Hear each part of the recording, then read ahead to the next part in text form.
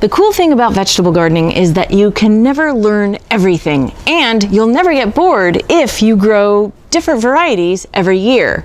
I'm Christy Wilhelmi from Gardenerd, and I want to share with you 6 different varieties from new seed catalogs that I would love for you to grow in 2025. All right, let's get started.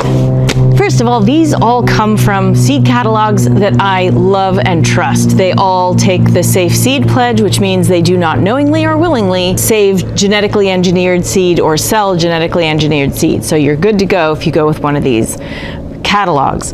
You'll find all of these catalogs listed on our trusted links page at gardenerd.com. Now, on to the important stuff. First off, this is from John Sheeper's seed catalog, Kitchen Garden Seeds, and I'm starting with an ornamental flower, but this is something you can actually use in food, and that is the butterfly pea, and I'm not gonna say the Latin name. Look it up, you'll know why. The butterfly pea is really cool because it looks like a sweet pea flower, but the petals of that flower are a deep blue, and you can use it to dye clothing, or put it in your bread and make it turn purple, or your drinks, and if you mix it with lemon juice, it turns pink or purple.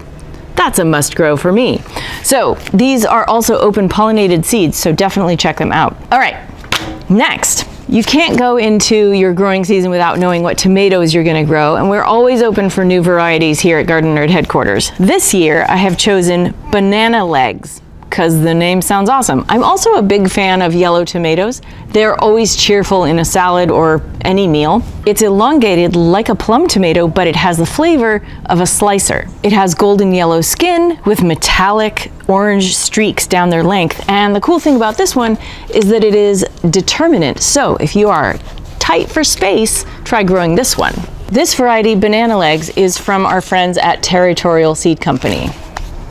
Next up, what is a garden without summer squash? I know most people dedicate their lives to growing zucchini, as big as baseball bats, but I'm a big fan of yellow squash, and yellow squash is one of those things that yellow crookneck is kind of like, okay, but straight necks are really interesting, and it's kind of hard to find straight neck yellow squashes that are not F1s, not hybrids. So here is an open pollinated one for you.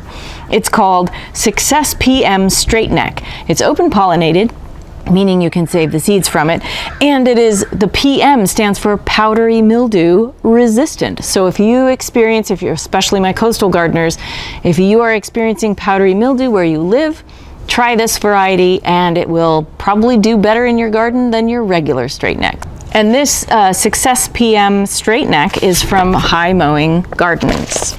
Now let's get a little hot and bothered. This is from Johnny's Seed Company, because they usually are growing for farmers, but they also sell small packets for home gardeners as well.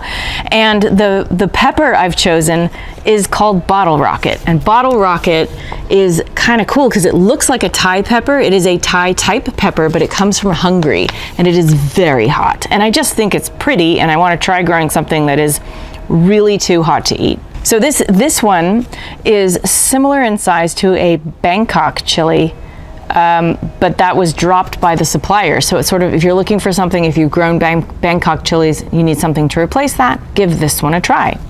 The next one is from my friends at Southern Exposure Seed Exchange. I like them because they have a connection to the Heirloom Collards project, which was a project. They grew 90 different collard varieties, and some of them worked out great, some of them didn't. This is one that made it into their catalog. It is called Alabama Blue, and it is a blue veined purple veined collard green that was introduced to Southern Exposure Seed Exchange in 2015. It's a landrace variety, which means you scatter a whole bunch of different seeds of the same kind of thing, so collards. They grow up, you save those seeds, and you keep growing them out until you get something new and unique. And that's what this is. So check out Alabama Blue if you want to grow collards in 2025. And for our last selection, this is from So True Seeds. I adore this company. And what they're offering up this year is a cow pea, or a southern pea, called Blue Goose. Blue Goose. It's blue. It looks like a black bean, but it's flecked with a blue-gray skin instead. It's an heirloom variety, and they are small, so they quickly cook, and they have excellent flavor and a delicious creamy texture. I don't know about you, but if it's blue or purple, I'm gonna try it. So give these things a try in your garden this year. At least check them out and maybe make plans to grow them in a future year, because if you do, you'll never get bored of gardening. You will find more suggestions for every year that I've ever written a blog post of favorite seed varieties to try. You can get a whole list of that at gardenerd.com. Also check out my books, Gardening for Geeks, Grow Your Own Mini Fruit Garden, and my novel, Garden Variety. And consider becoming a Patreon subscriber to support all the free stuff that we do here at Gardenerd.